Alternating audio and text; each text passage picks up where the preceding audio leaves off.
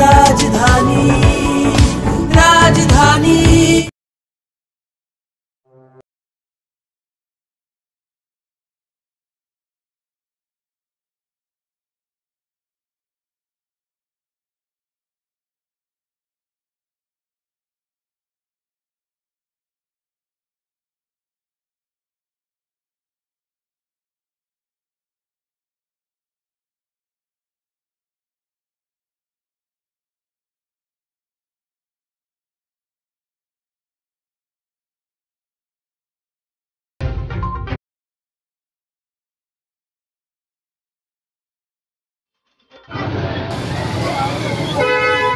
शुरू करता हूँ अल्लाह के नाम से जो बड़ा नहायत मुकर्रम वाला है।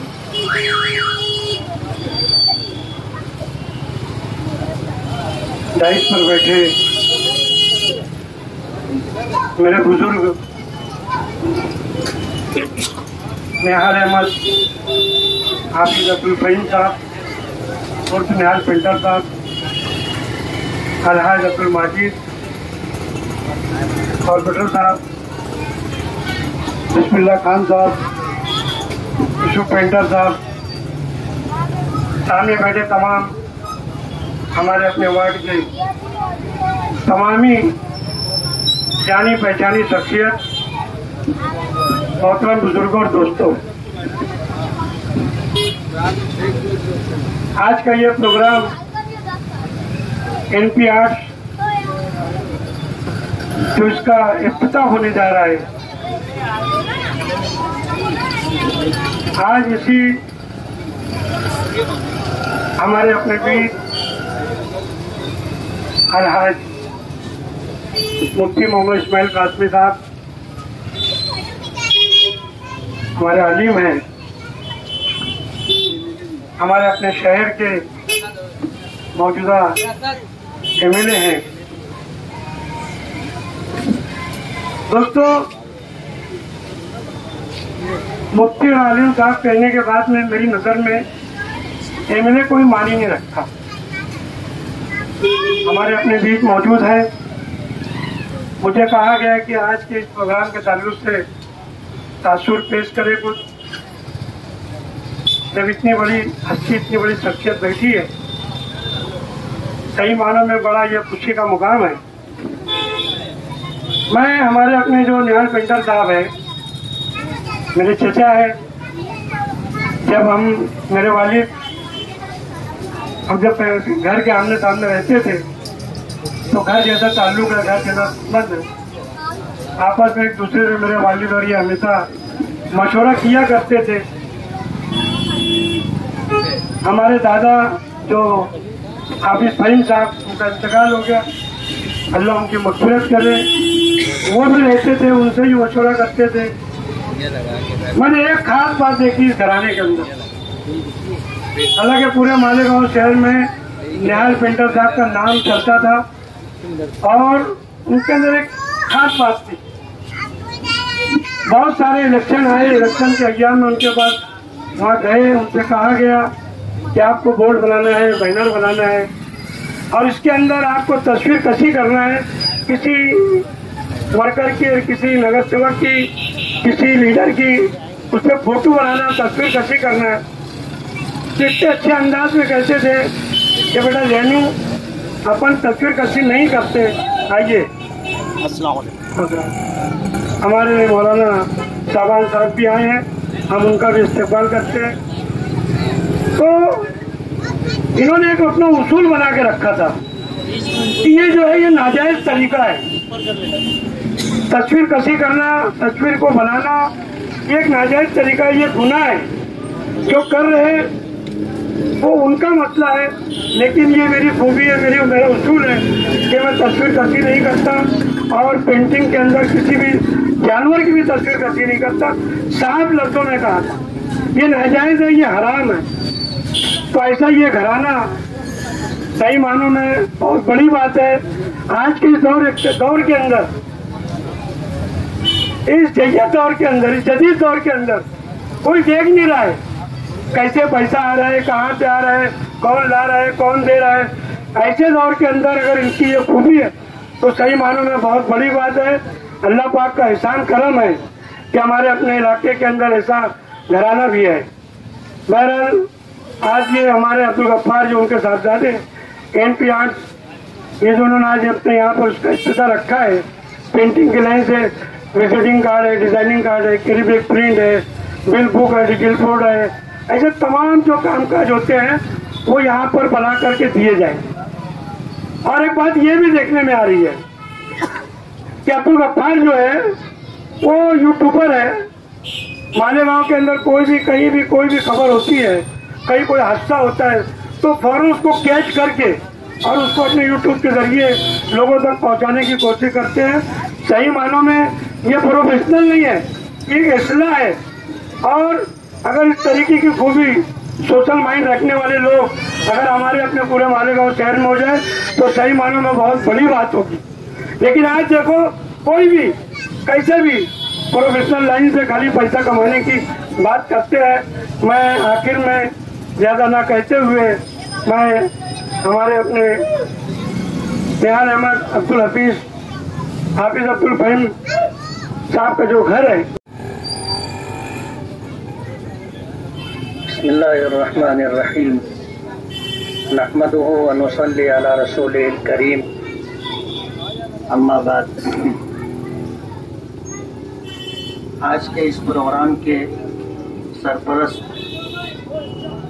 निहाल पेंटर साहब, वार्ड के कारपोरेटर अब्दुल माजिद साहब, जनता दल सेकुलर के जनरल सेक्रेटरी मुस्तकीम डिग्नेटी साहब, पठान साहब, मौलाना आसिफ शाबान साहब,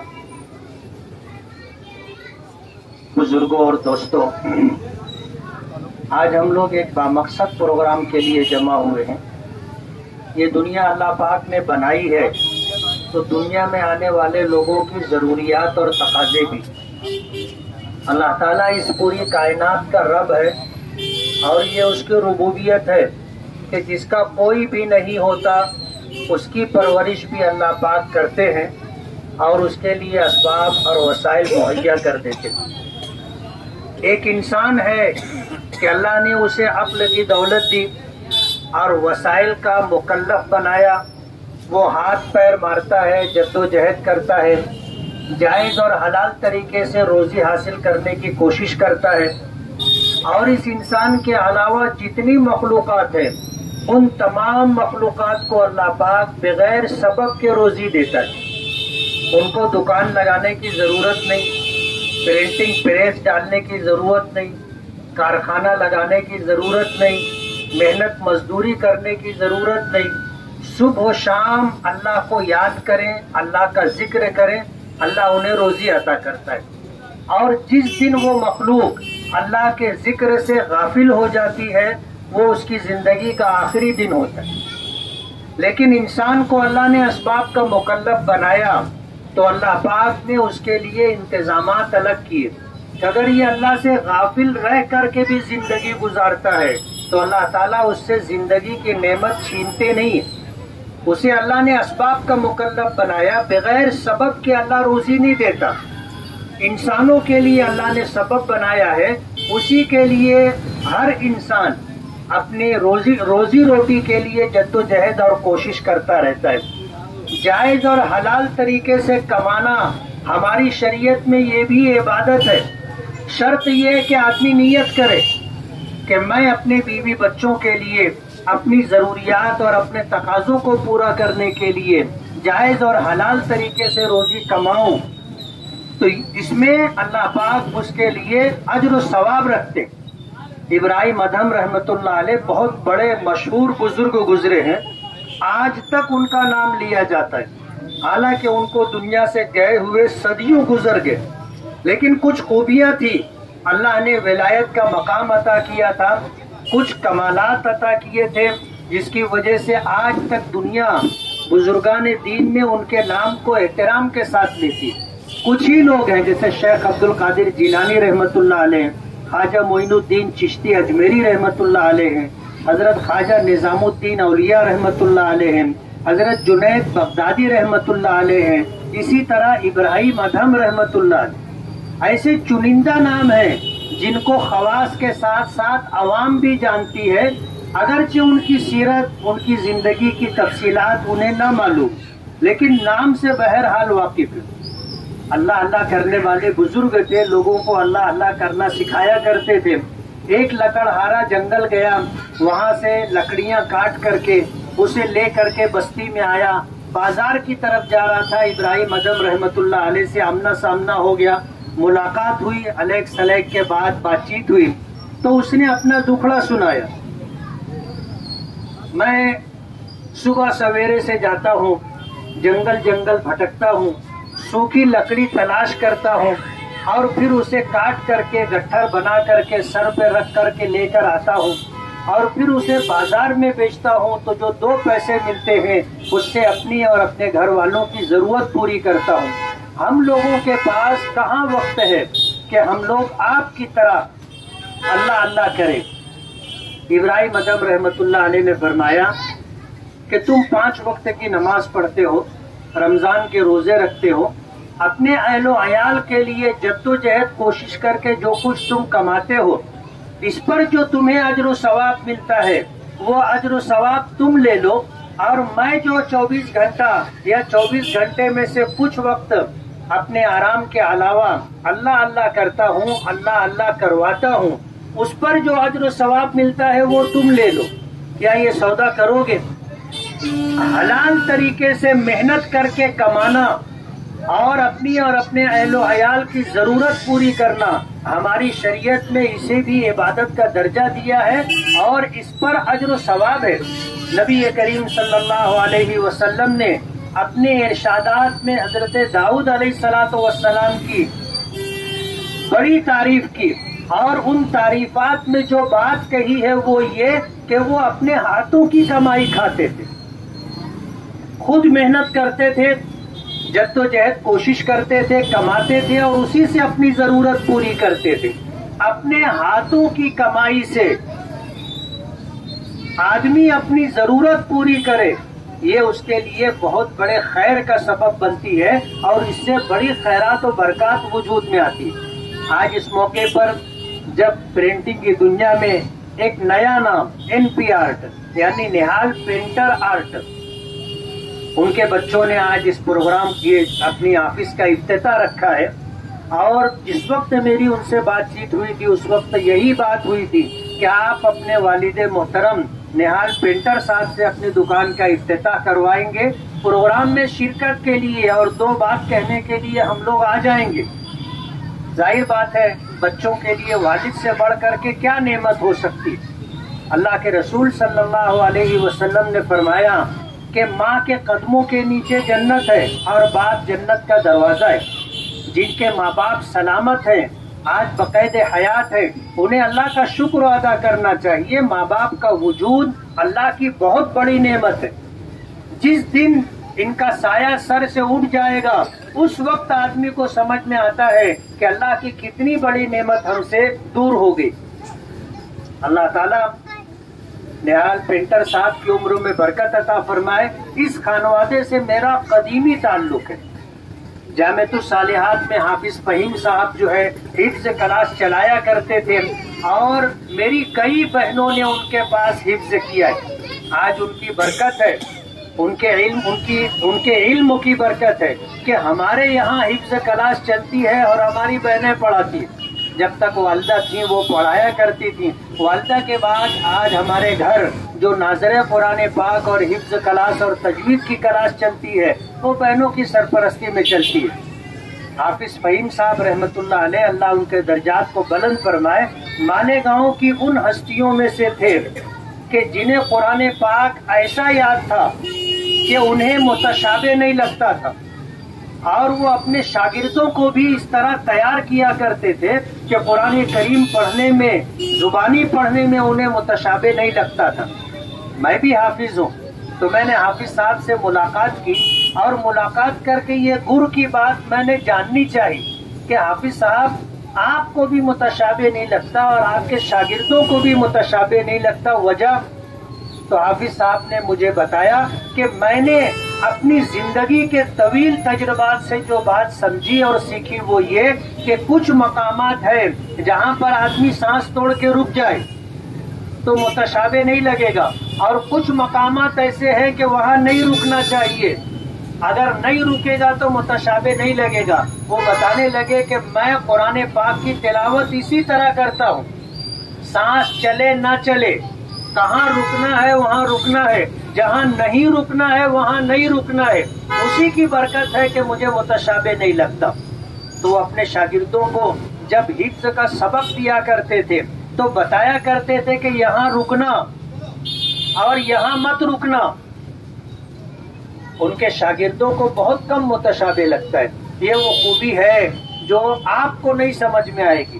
جو لوگ حافظ قرآن ہیں اور تراویح میں قرآن پاک سناتے ہیں ان کو اس بات کا پتہ ہے کہ قرآن پاک میں متشابہ لگ جانے سے کیا ہوتا ہے۔ متشابہ لگا پٹری بدل جاتی ہے۔ پٹری بدلنے کا مطلب سمجھ رہے ہو، گاڑی کہیں اور چلی جاتی ہے۔ سمجھنے کے لیے کہ جیسے وہ تین ہے کہ اِلَّا الَّذِينَ آمَنُوا وَعَمِلُوا الصَّالِحَاتِ کے بعد ہے فَلَهُمْ أَجْرٌ غَيْرُ مَمْنُونٍ، اسی طرح والعصر میں ہے کہ اِلَّا الَّذِينَ آمَنُوا وَعَمِلُوا الصَّالِحَاتِ وَتَوَاصَوْا بِالْحَقِّ وَتَوَاصَوْا بِالصَّبْرِ۔ اِلَّا الَّذِينَ آمَنُوا وَعَمِلُوا الصَّالِحَاتِ دونوں جگہ برابر ہے۔